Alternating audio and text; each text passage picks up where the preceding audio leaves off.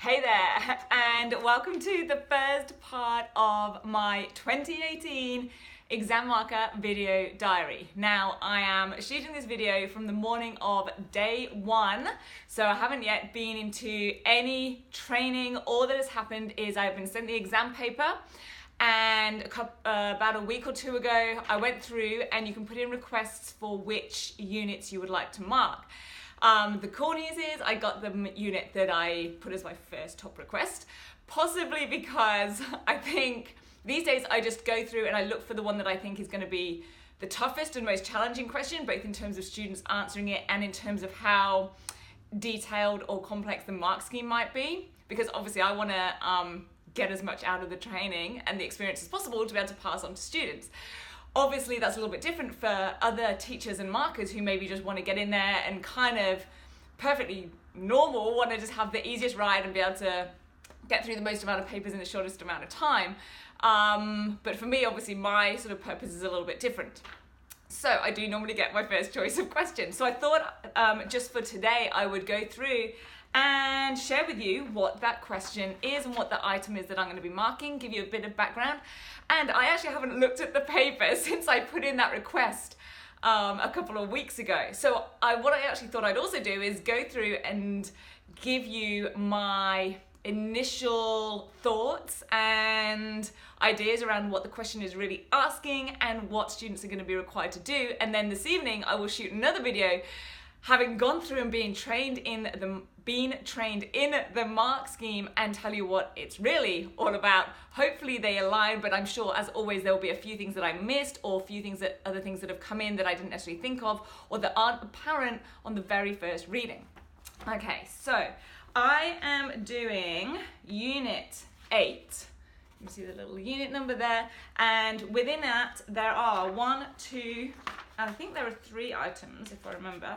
Yes, 3 items. Okay, so this is a big one. It's a pull-out. So if you're not familiar with the QCS exam style, it has units, it has item numbers within those units, and each item number gets a star value in terms of how tough or challenging the question is, and also in terms of the amount of time it would take to answer it, so how much it demands in terms of a response.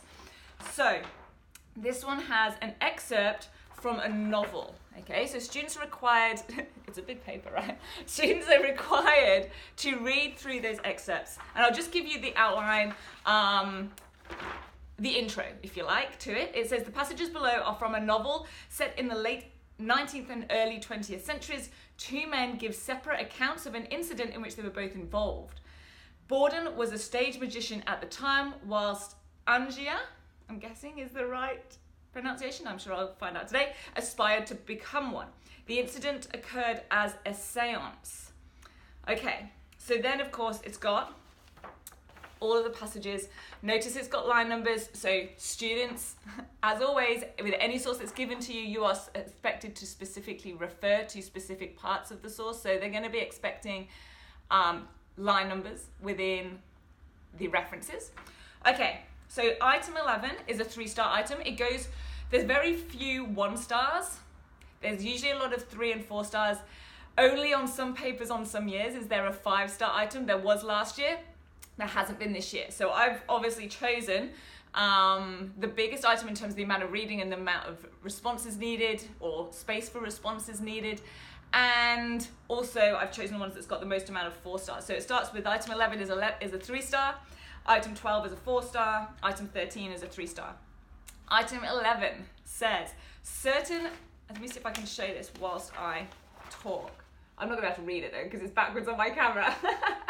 I'll hold it there for a second, and then I'll read it out for you. Okay, certain characteristics of the men are revealed by how they act and speak during the incident. Certain characteristics, okay.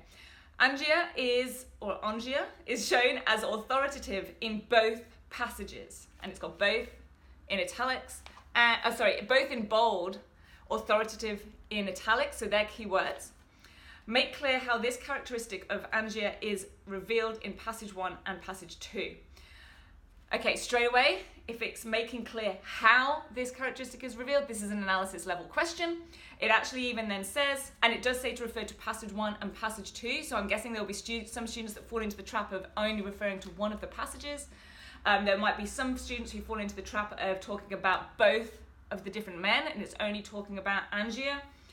It does say in the cue, cues are clues, explain fully, do more than simply supply quotes. So that is where an analysis always requires this. I always say to students, you need to put in the quote or the evidence, and then you say how or why it delivers that message or conveys that characteristic or whatever it might be. So this will be a perfect practice for that. Love it. Okay, part 2 of item 11 says, Angier might also be described as vindictive, impulsive, or shrewd. Choose one of the characteristics and choose one of these characteristics then by referring to only one passage. So there's a lot of direction here in terms of what they should or shouldn't be using in their references and sources. Make clear how this characteristic is revealed. Circle your chosen characteristic. So first of all, they have to choose one of those 3. There's definitely some testing here in terms of understanding and knowledge of high-level vocabulary to be able to know what those mean.